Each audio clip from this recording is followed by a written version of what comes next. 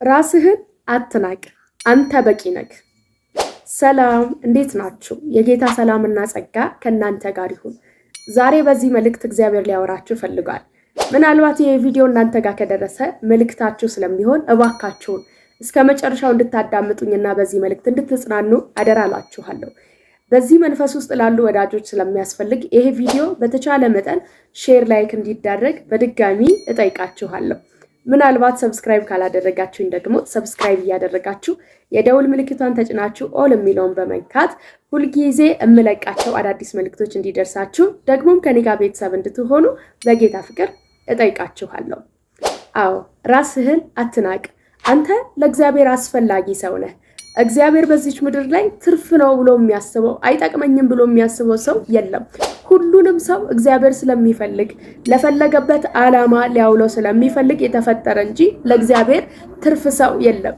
ምናልባት ሰዎች ደካማነትህን አይተው አንተም ሁኔታህን አይተህ ተስፋ ቆርጠ አልጠቅምም እኮ፣ አረባም እኮ፣ አላስፈልግም እኮ፣ ብሞት ይሻላል፣ መኖሬ ጥቅሙ ምንድነው እያልክ ሊሆን ይችላል። ያንን ደካማነትን ተጠቅመው ሰዎችም ሊያሸማቀቁ የበታች ሊያደርጉክ እየሞከሩ ድክመትን ተጠቅመው ራስ ወዳድነታቸውን ባንተ ላይ እየገለጹ ሊሆን ይችላል። ግን ያ ቀን የሚያበቃበት ጊዜ አለው። ታውቃለህ፣ ለእግዚአብሔር ራስህን አሳልፈው ከሰጠኸው እግዚአብሔር ሆይ እንደምትፈልገኝ አውቃለሁ፣ እኔ ለተፈጠርኩበት ዓላማ እንድታውለኝ፣ ምናልባት በእኔ ያየኸው ምን ይሁን ብለህ ራስን ደግሞ ለእግዚአብሔር እንድታስገዛ፣ ለእግዚአብሔር ጉዳይህን እንድትሰጠው እግዚአብሔር ይፈልጋል። አየህ፣ ድክመትን ተጠቅመው ሊጫወቱብህ፣ ሊያንቋሽሹ፣ ሊያሸማቅቁ የሚፈልጉ ሰዎች ናቸው።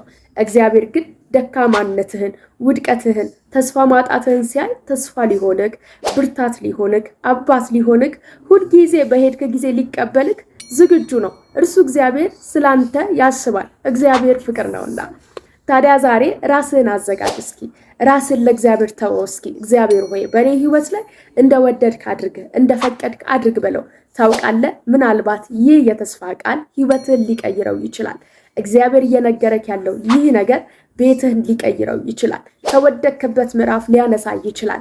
ያ ሰው ደካማው ሰው የወደቀው ሰው ነው እስኪባል እግዚአብሔር እሱ ነው እሱ አይደለም እስኪባል እግዚአብሔር ህይወትህን መቀየር ይችላል።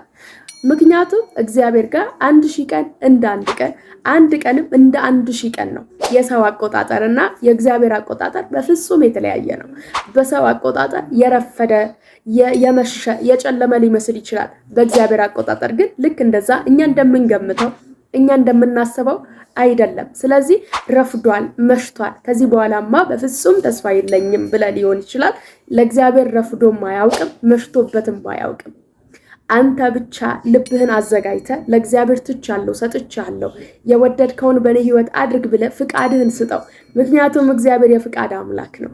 አንተ ብቻህን ተጨንቀ፣ አንተ ብቻህን አልቅሰህበት፣ ጮኸህበት ምንም ልታመጣ አትችልም። ስለዚህ ለእግዚአብሔር ስትሰጠው፣ ትቼልሃለሁ ስትለው፣ የወደድከውን በእኔ ህይወት አድርገው ስትለው፣ እግዚአብሔር ደግሞ ካንተ ተቀብሎ እንዴት እንደሚሰራ እንዴት እንደሚያስውበው ያሳያል። መጽሐፍ ሲናገር በማቴዎስ ወንጌል ላይ ከእናንተ መካከል ተጨንቆ በቁመቱ ላይ 1 ክንድ መጨመር የሚችል አለ አይደለ? ምናልባት ከጭንቀት ብዛት ቁመትን መጨመር አልቻልክም። ከጭንቀት ብዛት ጸጉርህን ከለር እንኳን መቀየር አልቻልክም። የኛ የጭንቀታችን ብዛት ምንም አይነት መፍትሄ ሊያመጣ አይችልም። እግዚአብሔር ጋር ግን ስንሰጠው ያን ሁሉ አስተካክሎ የጨነቀንን፣ የከበደንን፣ ሸክም የሆነብንን ሁሉ ከላያችን ላይ አንስቶ ሰርቶ አስውቦ መስጠት ይችላል። ስለዚህ በአንተ ውድቀት እየሳቁ እየተሳለቁ ባሉ ሰዎች መካከል እግዚአብሔር አንተን ሊቀይርክ ይችላል፣ ሊያከብርክ ይችላል። እግዚአብሔር ተስፋን ሊሰጥህ ይችላል። የሰጠ ተስፋ ደግሞ በህይወት ተገልጦ እንድታየው ሊያደርግክ ይችላል። አንተ ራስን ተቀበል። በእግዚአብሔር የተመረጥክ ነህ። ምናልባት ይህንን ቃል ደግሞ ላንብብልህ። ትንቢተ ኢሳይያስ ምዕራፍ 41 ከቁጥር 10 እኔ ካንተ ጋር ነኝና አትፍራ፣ አምላክህ ነኝና አትደንግጥ፣ አበረታለሁ፣ እረዳሃማለሁ፣ በጽድቄም ቀኝ ደግፌ ይይዝሃለሁ። አየህ፣ እግዚአብሔር ስትደክም ስትወድቅ እንኳን ይወድሃል። በማንነት በዛ ውድቀት ውስጥ እንኳን እግዚአብሔር አንተን ከወደክበት ሊያነሳ ሊደግፍክ ይችላል። ስለዚህ ከሰዎች ቃል ይልቅ የእግዚአብሔር ቃል የታመነ ነው። የእግዚአብሔር ቃል የሚለውጥ ነው የምልህ ለዚህ ነው። ይህ የተስፋ ቃል ህይወትህን ሊለውጥ ስለሚችል በፍጹም ቸል አትበል። ግድ የለህም እስከ ዛሬ ለብቻ ተሸክመ በጓዳክ እያለቀስክ ለሰዎች እንኳን የምትነግረውን አተ ከራስ ጋር እየተከራከርክ አሳልፈ ዘመናት ፈጅተውብህ ሊሆን ይችላል። አሁን ግን ይሄ ምክር ህይወትን ሊለውጥ ይችላል።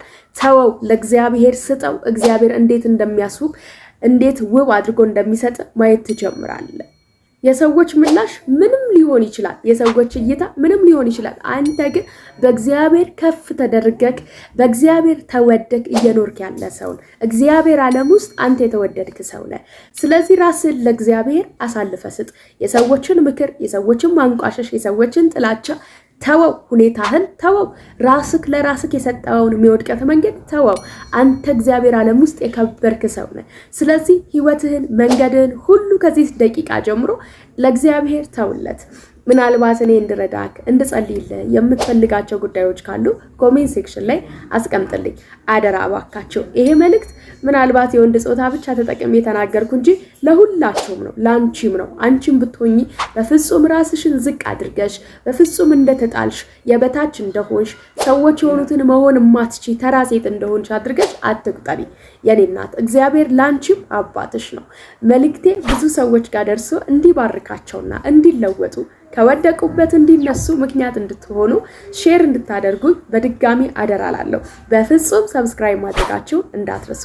እወዳችኋለሁ። እግዚአብሔር ይወዳችኋል። ተባረኩልኝ።